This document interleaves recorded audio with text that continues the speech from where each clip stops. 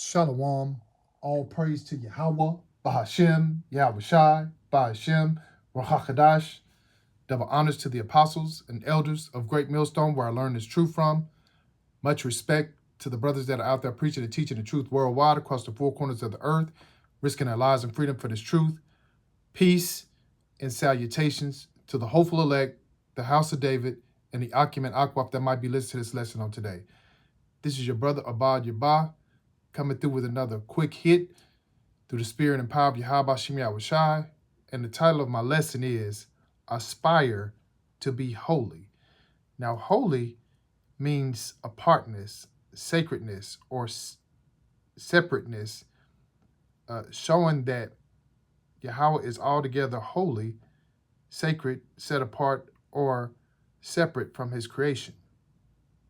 And aspire is defined as to long, aim, or seek ambitiously, be eagerly desirous, especially for something great or of high value.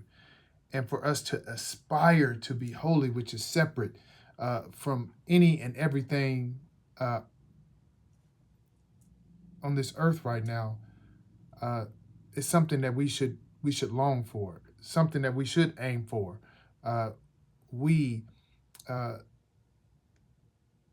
hopeful that we're the elect.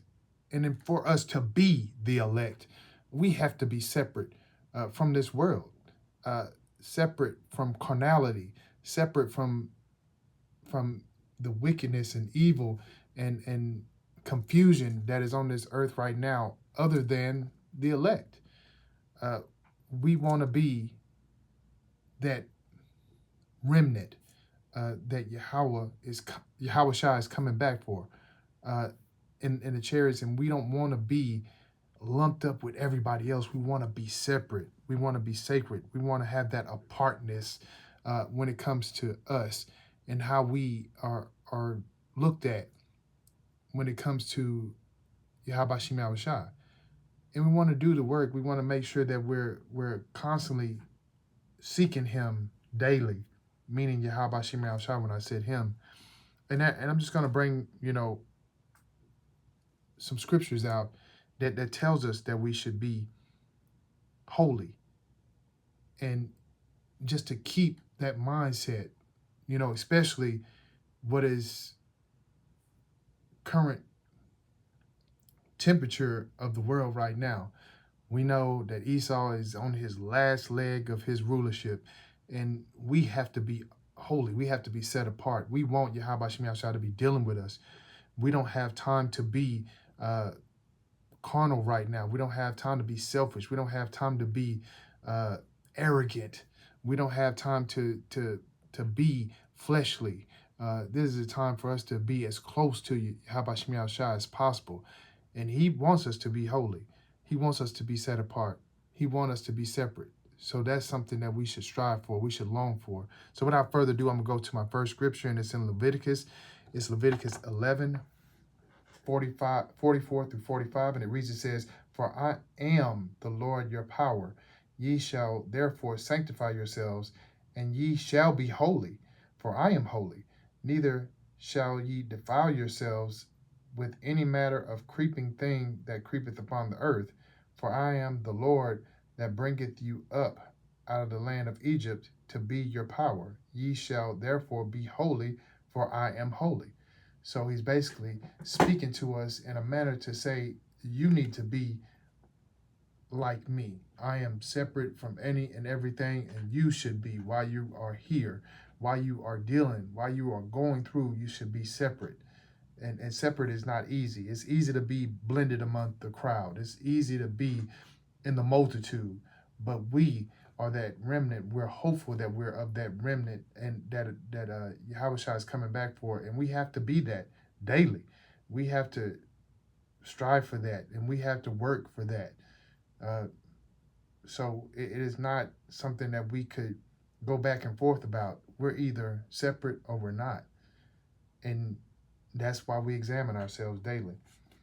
Leviticus 19:2 reads, it says, "Speak unto all the congregation of the children of Israel, and say unto them, ye shall be holy, for I, the Lord your power, am holy. Once again, that's reiterated that Yahweh Shem Yahushua is holy. We should be that as well. If we're his children, if we're going to be in that number, we have to be separate. We have to be set apart. If not, we'll be dealt with as the multitude. Hebrews 12 and 14. Follow peace with all men and holiness, without which no man shall see the Lord. So if we're not holy, how do we expect to get the new bodies? How do we expect to be in rulership in the kingdom? How do we expect to get our reward? How do we expect to be presented the crowns if we're not holy? If we're not set apart, we will be in that lake of fire that comes soon. And we don't desire that. So we must be holy. 1 Peter 1, 15 through 16 reads, it says, but as he which hath called you is holy, so be ye holy in all manner of conversation, because it is written, be ye holy, for I am holy. So we can't miss that point. We can't misunderstand that. We have to be set apart. We have to be separate. We cannot be like the world. And we can't be worldly. We cannot be carnal. Because if we are, then we'll be dealt with as those that are carnal. You know, it's not enough to know that you're an Israelite. It's not enough to know the names. It's not enough to do lessons here and there and fast here and there. It's living it, breathing it, desiring it, longing for it. It's an everyday thing. It is within us, and we should be lights amongst darkness. They should see it in us. And when I say they, those that are not in this truth, those that do not believe this truth, should see a difference in us than anybody else. We might not have the most money, we might not have a multitude of material things, but they should see something in us that they desire. And though they don't understand it, they understand that there's a difference. And we should be living that daily. We should be separate. We should be holy.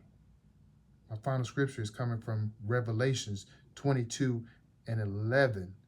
And it reads, it says, he that is unjust, let him be unjust still.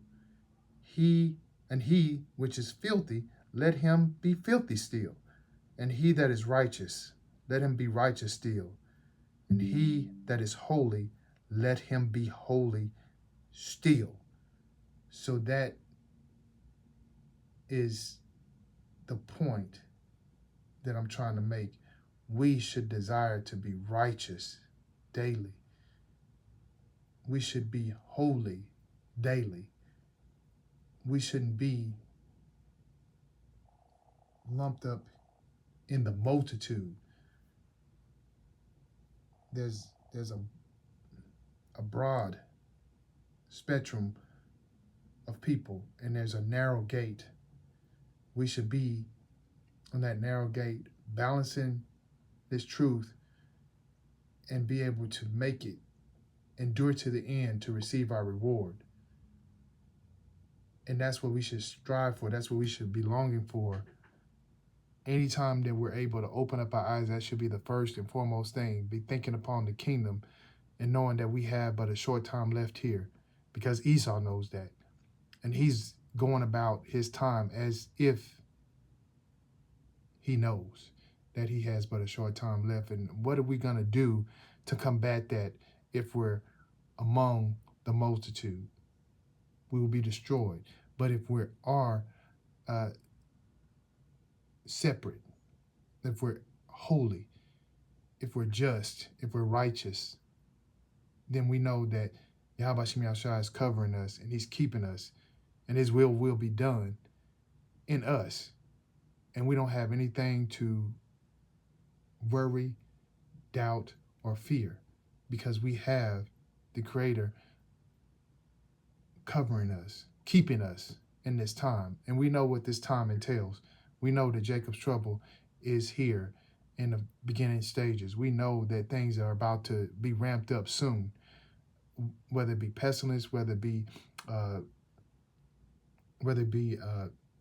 famine of the word, whether it be the money, the MOTB, Salakia, MOTB, concentration camps, martial law. A lot of things are going to come to pass, and it's going to be really quick as those things to come into pass. And so we have to be set apart, because that's the only thing that we can rely on. That is the only thing that will keep us in that time.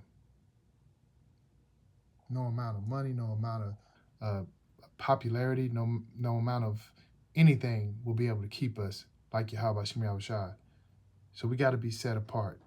We got to be holy. And that is something that we should aspire to be daily. So with that being said, that is the conclusion of my lesson. I pray that all that were listening was edified. And as always, I give all praise to Yahweh, Bahashem, Yahweh Shai, Bahashem, Ruach HaKodesh. Until my next lesson, Shalom.